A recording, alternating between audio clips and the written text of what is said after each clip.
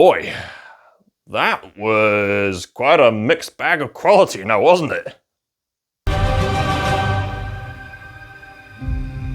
If you've been around the channel long enough, you'll know I absolutely adore the Netflix Daredevil series for its mature take on the superhero genre and its intricate character writing. This series is absolutely great. And as much as the Disney Plus streaming platform had been a great resource during the pandemic, as much as it's brought us great shows like Shogun and Andor, unfortunately, more often than not, Disney Plus would be guilty of providing a lot of absolute diarrhea.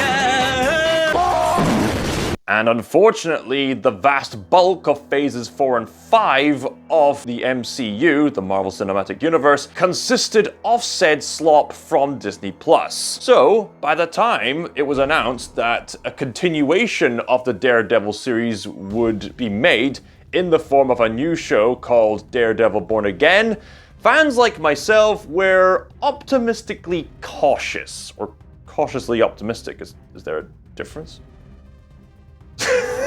We were cautiously optimistic. On the one hand, the same beloved cast is back.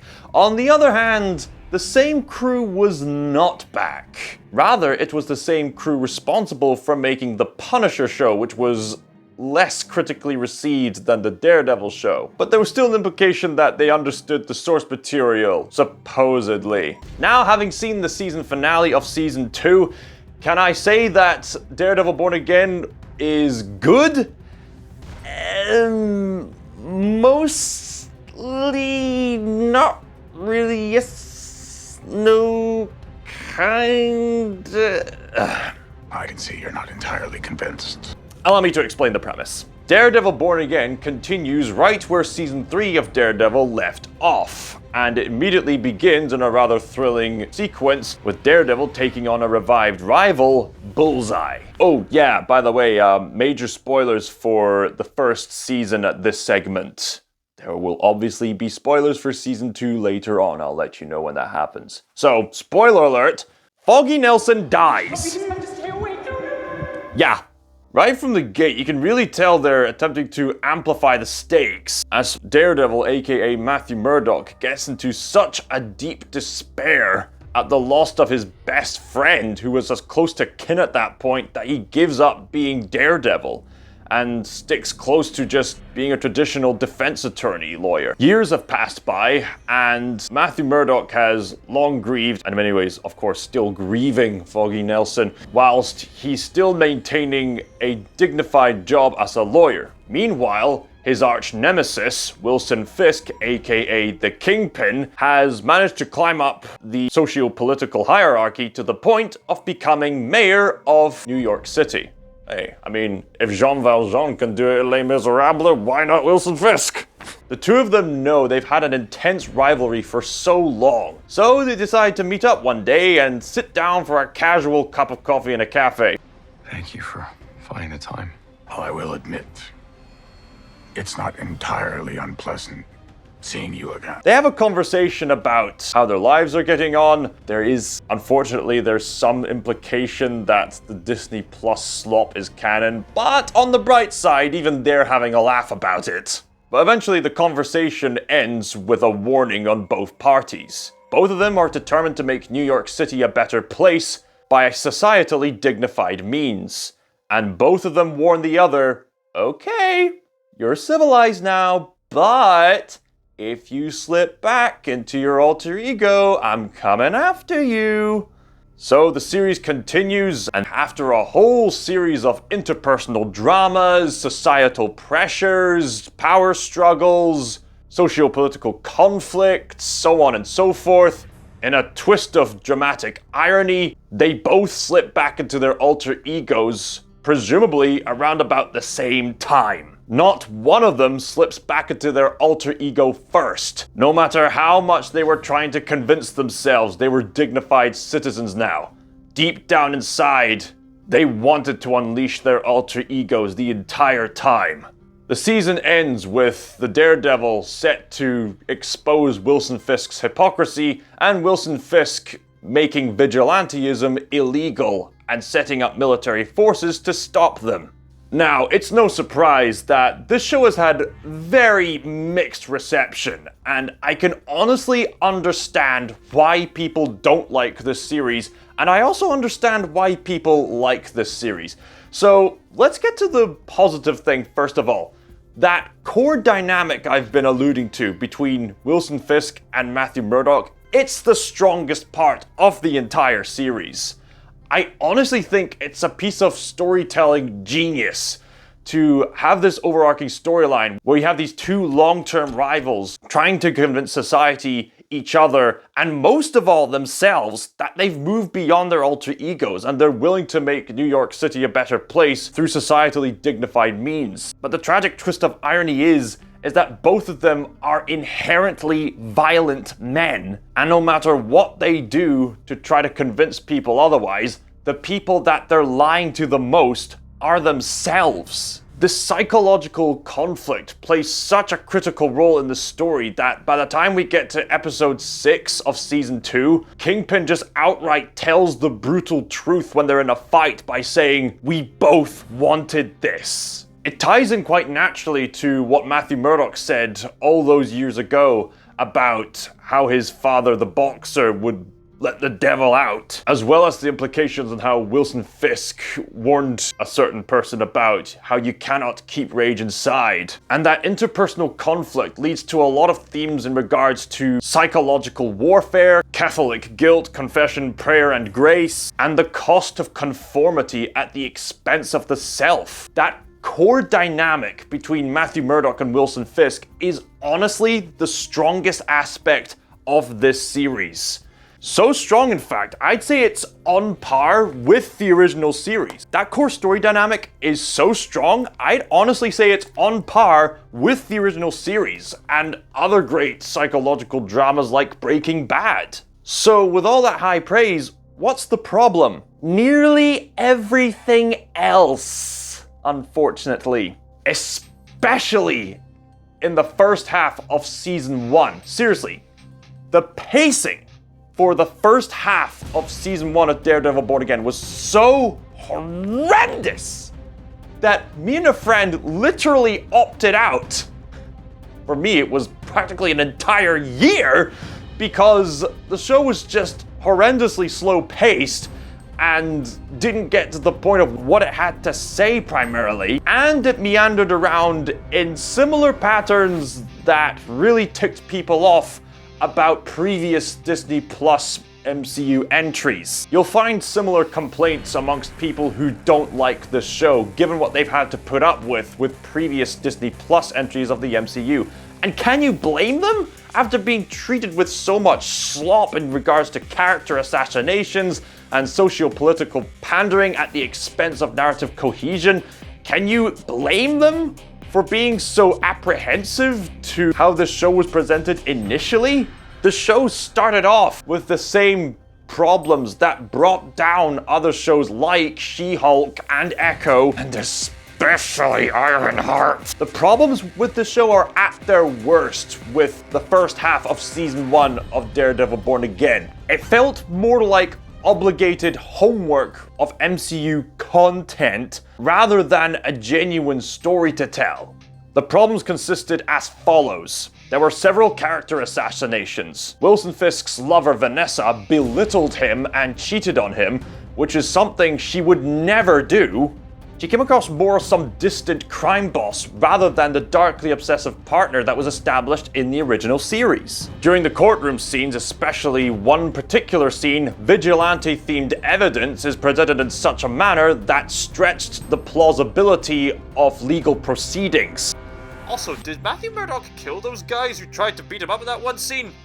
If he did kill those guys, that's very out of character. The Punisher was introduced in this series as a form of nostalgia pandering, as opposed to being implemented organically into the narrative, though thankfully this issue was resolved later on in the series when his implementation blended in more naturally to Matthew's moral conflict. There's other implications throughout this series, especially in season 1, that seems to act more like an excuse to connect it to other MCU related stuff rather than tell its own story.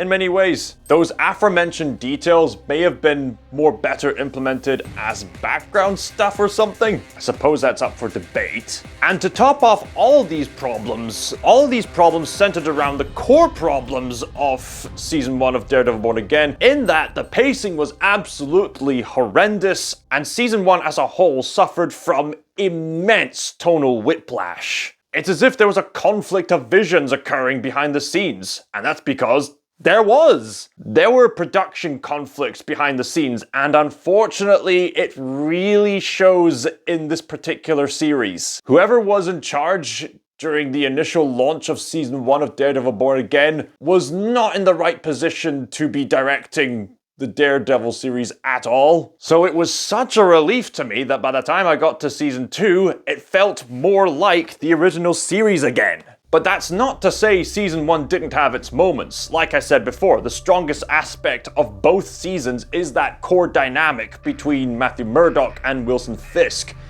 Honestly, I think the most incredible scene in Season 1, in my opinion at least, is in Season 6. Shoot! I meant Episode 6 of Season 1 of Daredevil Born Again! Something's wrong with me! Where we see both characters slip back into their alter egos around about the same time. We get this sequence where Matthew Murdock dons on the Daredevil costume once again to take on this psychopathic menace called the Muse, and meanwhile Kingpin is beating the living daylights out of someone he suspects cheated on Vanessa with. Kingpin in his smugness gives the guilty man an axe to fight with, whilst he remains unarmed to give him a remote advantage. Meanwhile, Daredevil expertly beats the living daylight out of the Muse and even lets out a primal scream, just like in the original show.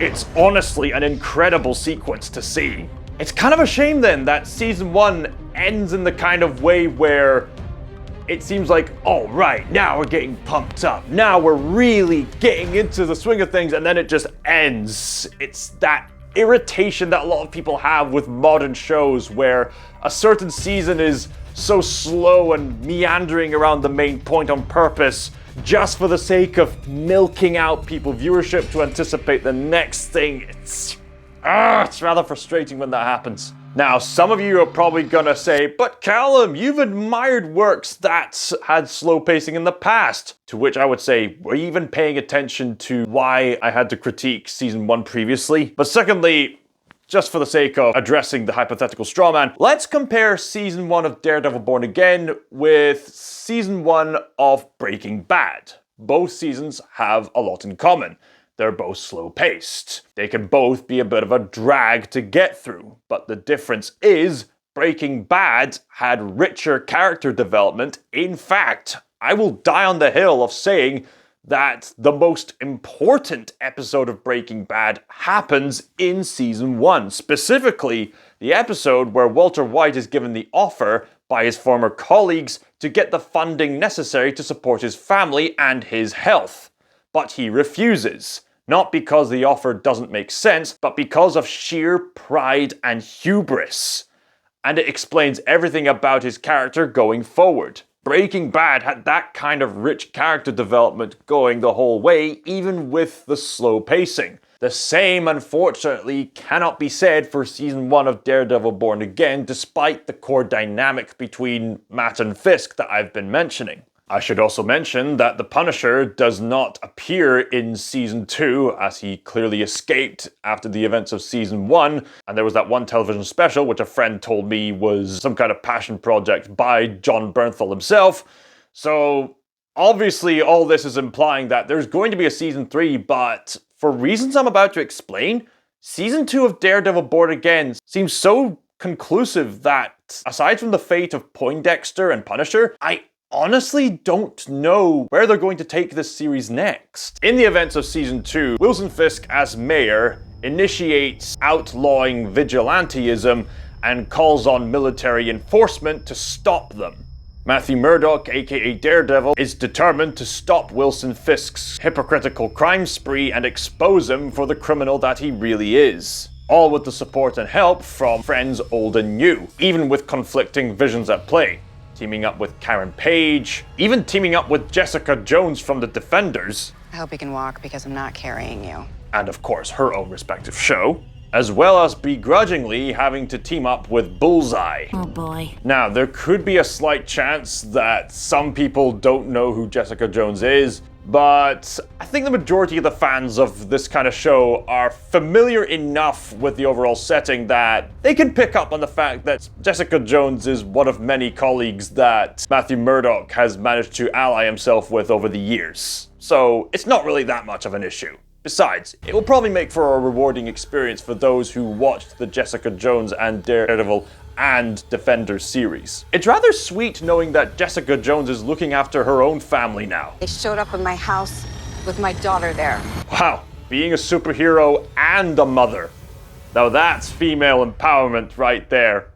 Now, Bullseye's choice of affiliations can be a tad bit confusing until you remember, firstly, he's mentally ill, and secondly, it was established in the original Netflix series that over time he grew to hate both Matthew Murdock and Wilson Fisk at the same time, so he's forming alliances out of his own convenience. So through all this, we get some honestly incredible fight scenes. Said fight scenes rely less on dodgy CGI compared to the first season, and we do get some legitimately meaningful drama. So safe to say, season 2 maintains the same dark tone that made the original Netflix series so beloved in the first place. So that uneven tonal whiplash problem from season 1 is gone by the time season 2 starts. Yeah, there's still a little bit of narrative clunkiness in season 2, especially when you consider that Daredevil Born Again season 1 did put a sour taste in season 2 going forward. First impressions matter, unfortunately. Yet thankfully, in season 2, we get a lot more meaningful drama, especially when, major spoiler alert now, Wilson Fisk suffers a tremendous loss when Vanessa gets critically injured by Bullseye. There's Wilson Fisk just trying to enjoy some boxing when all of a sudden an attack happens. He thinks he's got it all under control, but he gets into complete utter despair when Vanessa gets critically injured. And we dedicate an entire episode between the two of them in the hospital. And we even get some flashback sequences of what happened before the first episode of the first season of the original Daredevil series. Wesley! Yes, Wesley! Did they film these scenes in advance way back then? Or are they just making this up as they go? I mean, yeah, sure, some people can be distracted by the fact that these characters have aged up a wee bit, but thankfully these actors fit their characters like a glove so well that the acting keeps propelling this series in a rather unique way. Say what you will about the clunky writing and other narrative weaknesses, but the acting quality is still peak throughout the series. And man, poor Wilson Fisk, he lost his wife after a whole episode of indicating she might actually get through this, only to tragically uncover that she wasn't going to. And then Wilson Fisk grieves her death, and there's nothing holding him back from committing to full-on authoritarianism on New York City. It's moments like these where I really appreciate Wilson Fisk being an exclusively televised villain. It's moments like these where I look back and dwell on why Kingpin as a villain in regards to adaptations works best on a televised format. You see, in other appearances like the PlayStation 4 Spider-Man game and Into the Spider-Verse, he's less of a rich character, more just a bulkhead that needs to be stopped. But throughout the Daredevil series, and even in Daredevil Born Again, the series takes its time to give us some rich characterization with this character, as well as the other characters in that regard. And bold take, I honestly think the original Daredevil series is the strongest entry into the Marvel Cinematic Universe as a whole, even though it originally wasn't intended to be that as far as I'm aware. But I say that because this series offers the most mature characterization, and in many ways that does continue on in Daredevil Born Again, albeit flawed. But the point I'm trying to make here is that Kingpin is not a simple villain. He's a human being with dreams and hopes and ambitions. We see him go through the grieving process of losing Vanessa. We see that in Daredevil Born Again, he doesn't start out with explicitly malicious intentions as far as we're aware. He's legitimately trying to make New York City a better place, but for reasons I established earlier, he, as well as Matthew Murdock, are lying to themselves. That kind of psychological richness is best explored in a televised format. Sure, you could make it work in a 3-hour movie or several if you were willing to. But firstly, for some reason, they don't want to put Wilson Fisk into a mainline movie for licensing reasons. And secondly, the way these certain characters are established, they suit the long-form storytelling that televised series provides. So in regards to the characterizations on that basis, nothing feels rushed. It feels understandable. We understand why Wilson Fisk makes vigilantism illegal, because he genuinely believes that it causes damage to New York City. Of course, since he's the villain, we don't agree with him. It's just that in this televised format, we understand why he's committing to that idea. We understand why he's committing to that belief.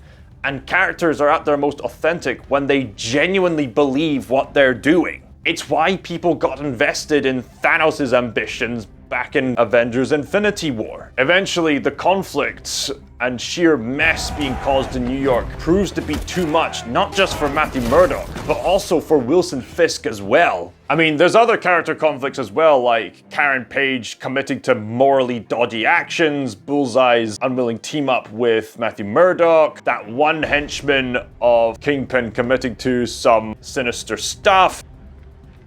Saw or shovel? One psychologist who got seriously traumatized by the Muse. Not all of these subplots have been fully explored. They've come to somewhat of a conclusion in season 2, but the conflict between Matthew Murdock and Wilson Fisk does come to something resembling a satisfying conclusion, debatably.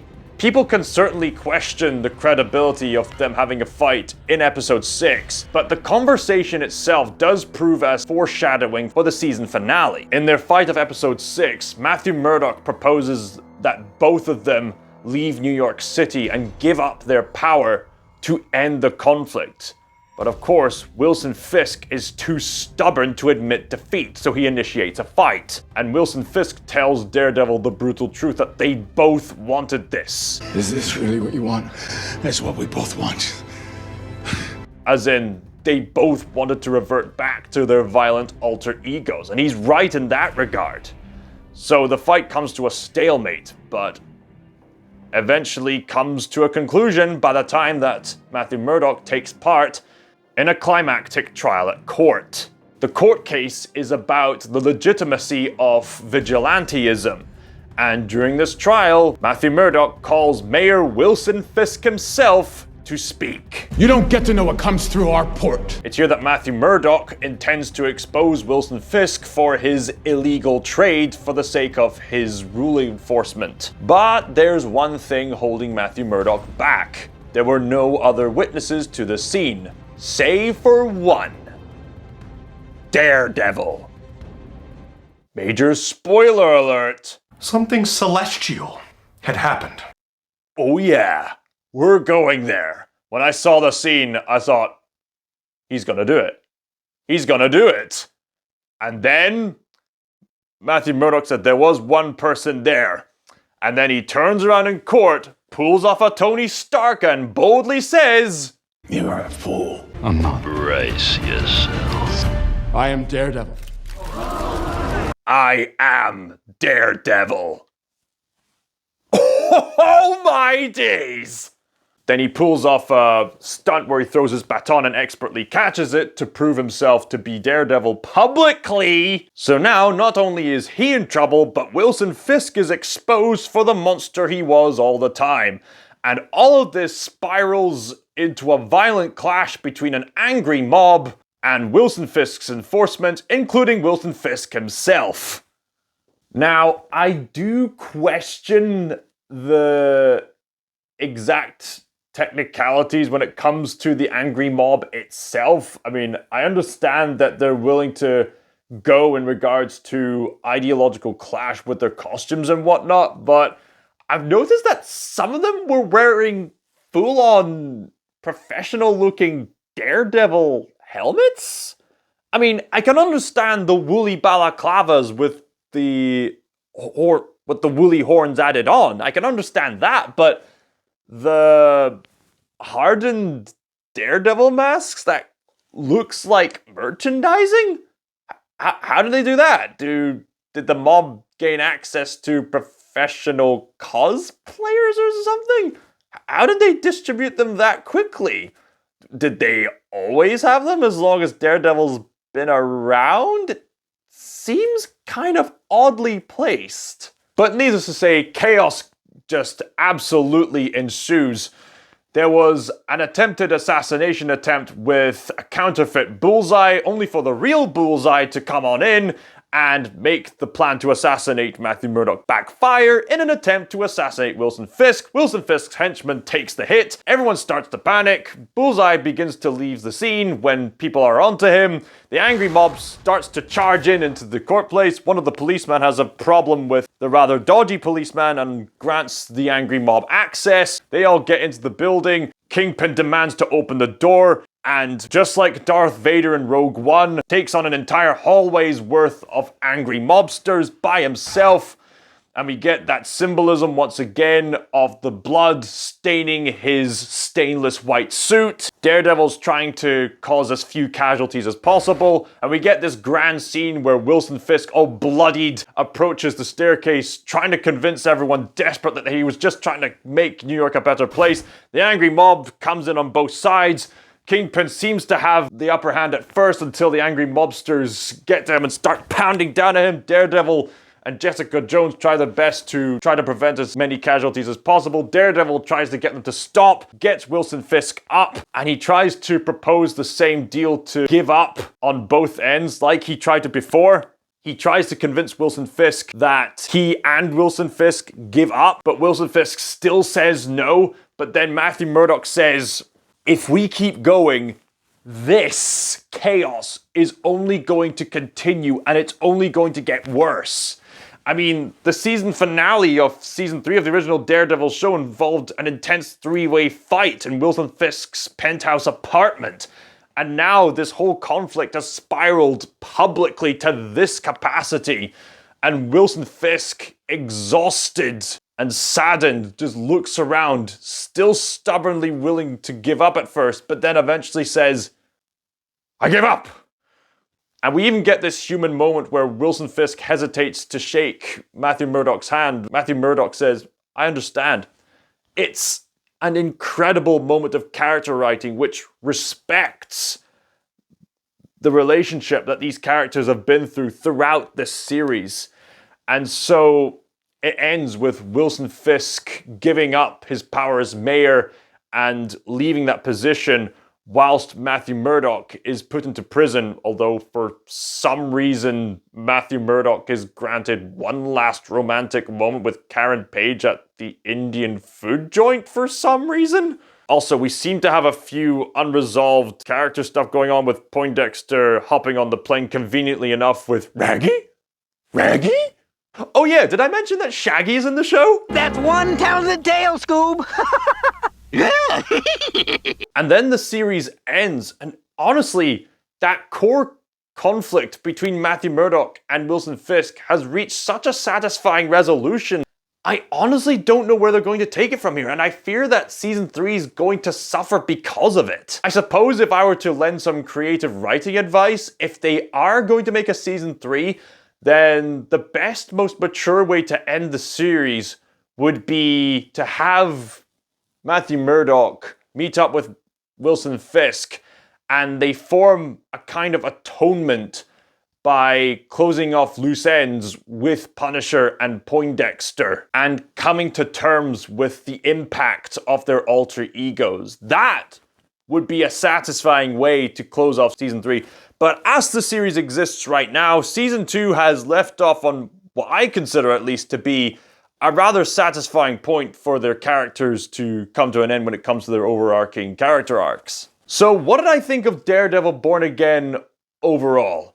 It has some incredible moments, but it's seriously held back by some narrative clunkiness, especially in the first season. And that's so unfortunate because myself and others genuinely wanted this new series to succeed. But it seems to be so stuck between this conflict of visions on the one hand, trying to be a reboot of this beloved show whilst also trying to be a new kind of legal courtroom drama, as well as typical MCU content, and tying into the past, and presumably tying into the future, and so on and so forth. The success of this show vastly depends on the original Daredevil show, and a lot of you are probably thinking, oh Callum, you're being too hard on Daredevil Born Again. Why are you holding such a high standard? The reason why I hold such a high standard is because the original Netflix series was genuinely that good! Yeah, Daredevil Born Again has its moments of excellent quality, but when you compare the Daredevil Netflix series with Daredevil Born Again, it's like comparing The Godfather Part 2 with The Godfather Part 3. There's just no competition in regards to which one is clearly better. The Daredevil series that originally aired on Netflix had such brilliantly sharp character writing and excellent pacing and mature writing and themes and thematics. It had it all, whereas Daredevil Born Again was sloppy by comparison. When you see people critique Daredevil Born Again rather harshly, it's because they're comparing it to what came before. The Daredevil Born Again television adaptation, by its very nature, is a continuation of the original Daredevil series based on original scripts that were intended for a 4th and 5th season. If there were to be a continuation of the series at all, it's this. It's Daredevil Born Again. And unfortunately, this Daredevil Born Again series does not live up to what came before, unfortunately. But you know what? Despite everything I've said, at least Daredevil Born Again is much better than a lot of Disney Plus slop we've been getting. Especially Ironheart. Oh boy. Daredevil Born Again is certainly not terrible like other lackluster MCU content like Doctor Strange Multiverse of Madness, but it doesn't reach the kind of quality highs seen in Shogun and Andor either, unfortunately. Sorry, Link. So because of the lackluster nature of Season 1 Daredevil Born Again, and because Season 2 was an immense improvement that still doesn't quite reach the quality of the original Daredevil series, I'm going to give Daredevil Born Again as a whole a 7.9 out of 12. I can understand why this series has such a mixed reaction as it does. I understand why people like it. I understand why people don't like it. The series is not terrible, but it's not great either. But hey, you know what's really intriguing about this show? The conversations that will inevitably entail in the comment section below. So let me know down below what you thought of Daredevil Born Again. And don't forget to check out my other content on this channel, especially previous Daredevil themed content on this channel if you want to see more. In the meantime, thank you for watching this video. Share it with other Daredevil fans and let's get conversation started. What did you think of Daredevil Born Again? Let me know down below. And in the meantime, ScotsThinker signing out. Through Christ our Lord, lives and reigns with you in the unity of the Holy Spirit. Amen. In the courtroom scenes, especially one particular scene, vigilante-oriented evidence was presented in such a manner that stretched the believability, credibility, that stretched the credibility, readability, that stretched the credibility, that stretched the plausibility. That's it.